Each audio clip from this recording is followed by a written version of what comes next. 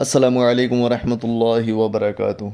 حضرات، آج ایک بات آپ تمام حضرات کے ساتھ شیئر کرنا چاہتا ہوں، وہ یہ کہ شہروں کے بدلنے سے کبھی تاریخ نہیں بدلتی۔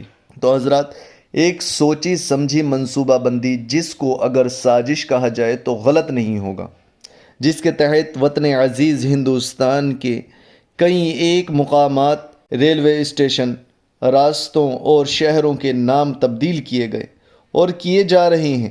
اورنگ آباد، عثمان آباد، مومن آباد اور احمد نگر جنہوں نے یہ شہر بسائے تھے، انہی کے نام منسوب کیے گئے۔ ہونا تو یہ چاہیے کہ نئے شہر بسا کر اپنی مرضی کے مطابق ان کو نام دیتے، اپنی مرضی کے حساب سے ان کا نام رکھتے، مگر جن کا مزاج ہی تبدیلی کاری کا ہو، تعمیر کیسے کر سکتے؟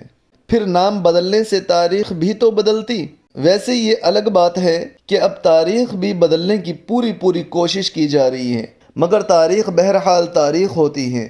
آج بھی صدیوں پرانے شہر یا علاقے اگرچہ ان کے نام بدلے زمانہ ہو گیا، مگر مورخ یہ ضرور یاد دہانی کراتا ہے کہ پہلے یہ نام تھا۔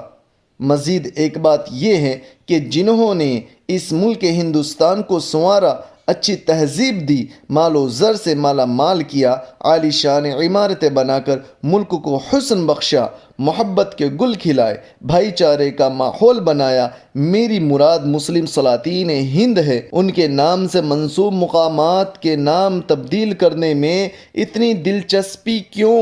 اور اس کے برخلاف جن انگریزوں نے ہندوستان کی دولت کو بے دریغ لوٹا، منافرت پھیلائی، ان کے نام سے منسوب مقامات جوں کہ توں ہیں۔ ہاں، دو چار نام ضرور بدلے گئے، ہم یہ نہیں کہتے کہ ان کے نام بھی تبدیل کیے جائیں، مگر یہ ضرور کہیں گے کہ زمین کو آسمان اور آسمان کو زمین کا نام نہیں دیا جا سکتا۔ یہ بات مولانا نظام الدین فخر الدین نے کہی، جو پونے کے ہیں اور رکن ہیں آل انڈیا مسلم پرسنل لا بورڈ کے۔ السلام علیکم۔ امید ہے کہ آپ سب کو میری بات اچھی لگی ہوگی۔ اعزال ثواب کے لیے آگے شیئر ضرور کریں۔ السلام علیکم ورحمۃ اللہ وبرکاتہ۔